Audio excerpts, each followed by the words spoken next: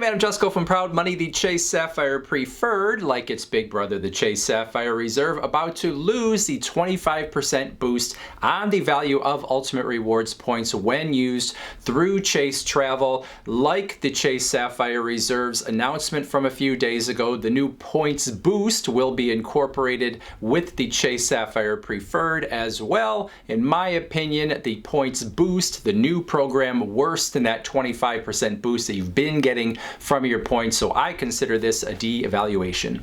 Now, some media outlets the other day said that this change to the Chase Sapphire Preferred was coming, but they didn't have the details. Now, Doctor of Credit has got hold of a communication that went out to Chase bankers that gives the details on the Chase Sapphire Preferred on the heels of the Chase Sapphire Reserve announcement. So here is what is happening. As of June 23rd, this coming Monday, as I make this video, if you get the Chase Sapphire Preferred, you apply and are approved. Going forward, when you go to redeem your points, you can still transfer them into one of the Chase Travel partners, like many people already do. But when it comes to booking through the Chase Travel booking portal, you will only get 1 cent per point when redeeming that way versus the 25% boost that you would normally get on those points, except when there are these special points boost offers. It could be a 50% boost or a 75% boost on the value of your points when you redeem. However, the language that is used there is top hotels and select flights and premium cabins and all of the things that would make you believe that the only time you're going to get that points boost is when you are actually booking higher end travel, whether that is business class or first class or something on your flights or your more expensive hotels. Now, for existing card holders, and that includes anyone that gets the card between now and that June 23rd date, any points that you've already earned or that you earn before October 26th of 2025, those points are still going to be eligible to get you that 25% boost through the Chase Travel portal for the next 2 years. So any points that you already have and any that you earn up through October 26th, you can still enjoy that 25% boost for a couple years. Any points that you earn after October 26th, those are going to go down to that regular 1 cent per point valuation when you go to redeem. Now, the points boost is still going to apply to you regardless of when you earned those points. So if you went to go use some of your points and get that 25% boost, and there was a better offer that was going to give you a 50% boost or a 75% boost from Chase, well, then you would get that higher offer. But if you have the points before October 26th, you obviously could use them anywhere on the Chase Travel portal and still get that 25% boost, but the points that you earn later on are going to go down to that penny per point level.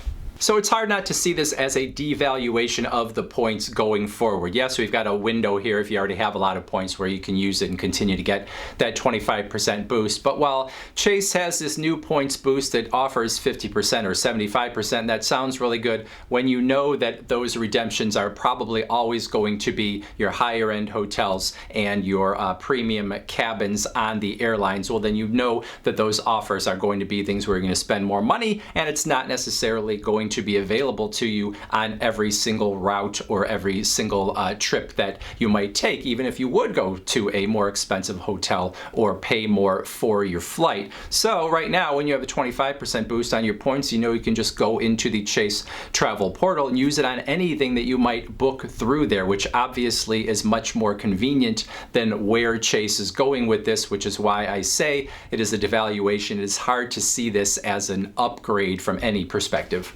Now, you might think to yourself that if Chase is devaluing the points when you use them through the Chase Travel portal on the Chase Sapphire Preferred, well, then something must be happening with the card in some other area that is going to make it more attractive. And perhaps that is happening. Maybe there is a refresh of the Chase Sapphire Preferred coming, just like we have with the Chase Sapphire Reserve coming here this following week. But as of now, it seems like really all Chase is trying to do is get the Chase Sapphire Preferred in line with the Chase Sapphire Reserve in terms of that extra boost that you can get on your points. That October 26th date, wherever that came from, is the time when your points afterwards that you earn afterwards are not going to be able to get that boost on either card. So nothing new happening with the Chase Sapphire Preferred now, really it is just the change that is happening with the Ultimate Rewards points here through Chase Travel. Now, some people will look at this and say, well, big deal. The best use of your Chase Ultimate Rewards points is always going to be through the travel transfer partners. Hyatt in particular is one that people often talk about as being a place where you can get a lot of value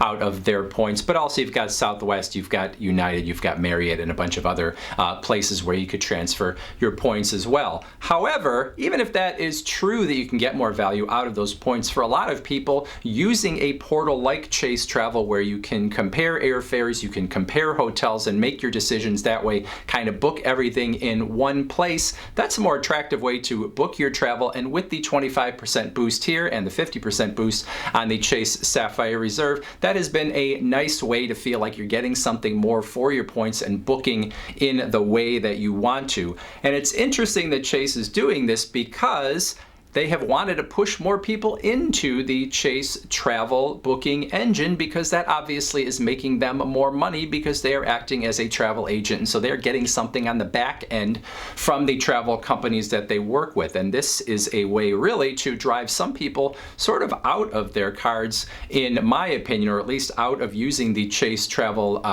portal there to book in. So it appears what Chase is sort of doing here is saying, well, we don't really care as much about you unless you are someone that is buying the higher end hotels and you are getting the premium cabins on the flights, and you are the people that we are going after. So this points boost, 50%, 75%, sounds good, but when it's always on things that are more expensive, that means that the people that are actually getting that boost are the people that are already willing to spend more money, which is good for Chase. So it's interesting that they seem to be going so hard after the luxury traveler, and that was the case with the changes coming to the Chase Sapphire Reserve as well, and kind of devaluing things, I guess, for the everyday person who maybe liked using that portal and maybe now is going to feel like Chase doesn't really care that much about their business. So it will be interesting to see what happens. I would love to know if you are a Chase Sapphire preferred card holder. How do you feel about this? Do you believe there are other changes coming to the card that maybe is going to make this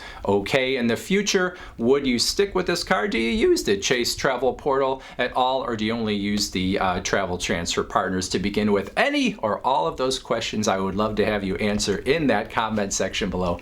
Otherwise, I thank you for watching.